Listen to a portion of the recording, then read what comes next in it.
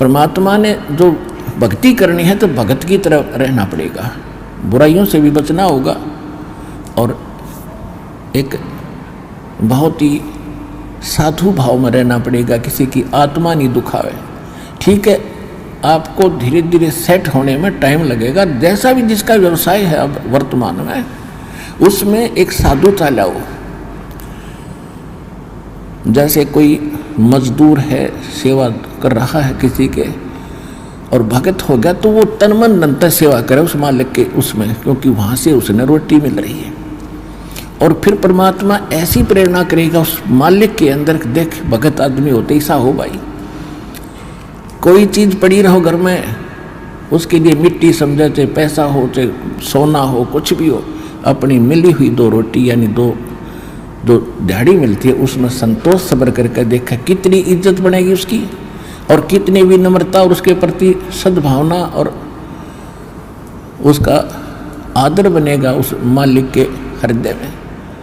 इसी प्रकार अगर आप मालिक हैं, भगत हैं, आपके यहाँ कोई सेवादार सेवा करता है, उनको अपने बच्चों की तरह समझाएं, उनको भगवान के बच्चे समझाएं। वो बालक सेवा कर रहे हैं, भगवान के बच्चे हैं, उनको प्यार दे और उनके साथ कोई ऐसा गलत बर्ताव नहीं करे। और फिर कुछ दिनों में उनके दिल में ऐसी भावना होगी, परमात्मा दोनों तरफ रोल करता है, जब हम मालिक के अनुसार चलेंगे फिर उन बच्चों में भी उन सेवादारों में भी ऐसी भावना भर देगा कि हमारे जैसा नालायक नहीं इसे ऐसे भले आदमी के घर में राम 19-21 कराएंगे सेवा में मजदूरी में 21 काम कराया करेंगे भाई। तो इस तरह कितना अच्छा माहौल बनेगा। और हम जैसे मालिक तो समझता है कि न पैसे दो 100 रुपये और काम खींचूँ 1000 का, और मजदूर क्या समझते हैं रुपये लेवा 500 और काम करा 100 रुपया का। दोनों की नीयत खराब और दोनों दुखी, कर्म भी बिगड़े, टेंशन बनी रहे। तो इस प्रकार हमने अपने इस अंतःकरण के अंदर एक साधु भाव लाना पड़ेगा और तब हम देखना आपका वातावरण कैसे बदलने लगेगा, कैसे बदलने लगेगा पूछो मत। तो तब हम यहाँ भी सुखी होंगे, आपको चिंता नहीं रहेगी कि वहाँ सेवादार सेवा कर रहे हैं वो अपने तन मन धन से सेवा करेंगे, भगवान से डर के वो भगवान से डरने वाले हो जाएंगे, फिर बातें खत्म हो जाएगी। अब तो आग लगी पड़ी है, रिश्वत ले ले, यूँ ले लूँ, फलान करूँ, जब करूँगा तेरा काम धर दे 500 रुपये, और उधर से 500 ले लिए, डॉक्टर के जाकर 1000 लग गए, वो 500 भी गए, 500 अपनी तनख्वाह में तो गए। अरे वो पाप कर्म जो के दो धरे के धराए रह गए, फिर गधा बन के पूरे करेगा जिससे रिश्वत ली है। तो इसी विघ्न में पैर दो मत, ये भगवान बताना चाहते हैं।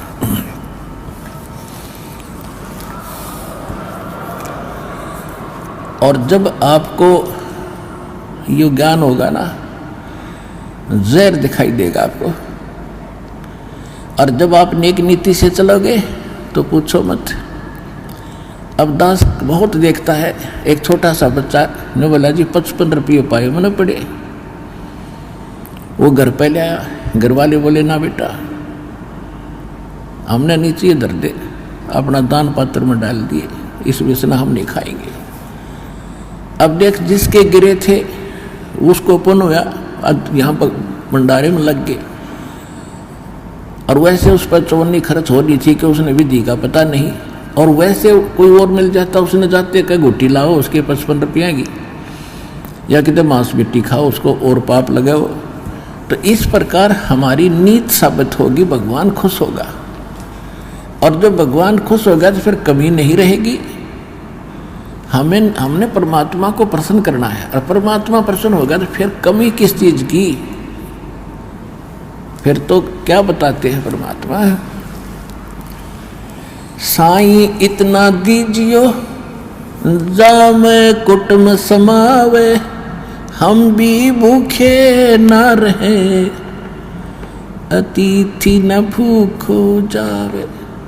इससे अधिक मांगना इस काल की जेल में हमारी महामूर्खता है कि इतना ही मांग लो बस तुम, इसमें सब कुछ मिलेगा, क्योंकि ये कलयुग है और कलयुग में मशीनरी जरूरी होगी, तो आप इतना ही मांगो जा में कुटुंब समावे, यानी रिक्वायरमेंट ऑफ द फैमिली, परिवार की आवश्यकताएं ये है जा में कुटुंब समावे, और हम भी भूखे ना रहें और अतिथि न भूखा जाए।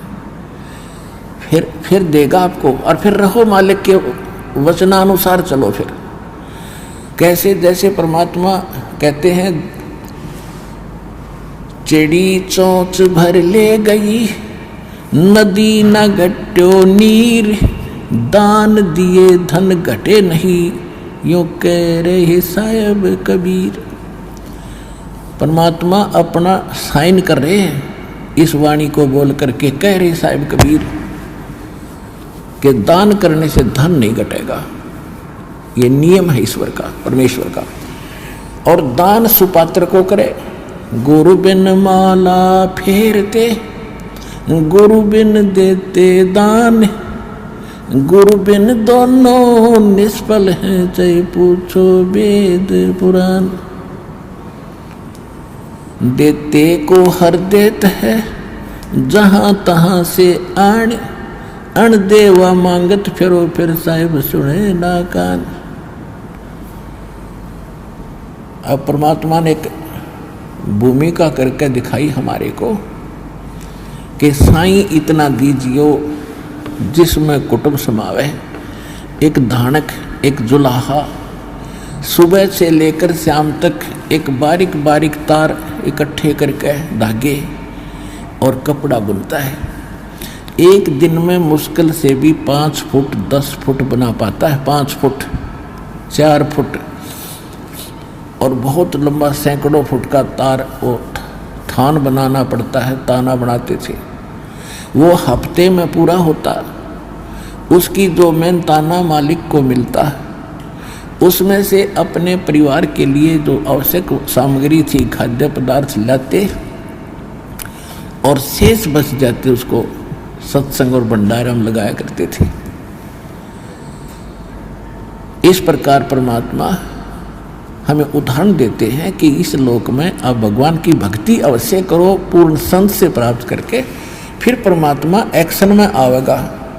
और वैसे आप ये फार्मूले अपनाओगे तब सफल नहीं हो पाओगे, क्योंकि फिर आपके साथ काल रहेगा, ये मन है, और केवल वर्क डन मिलेगा आपको।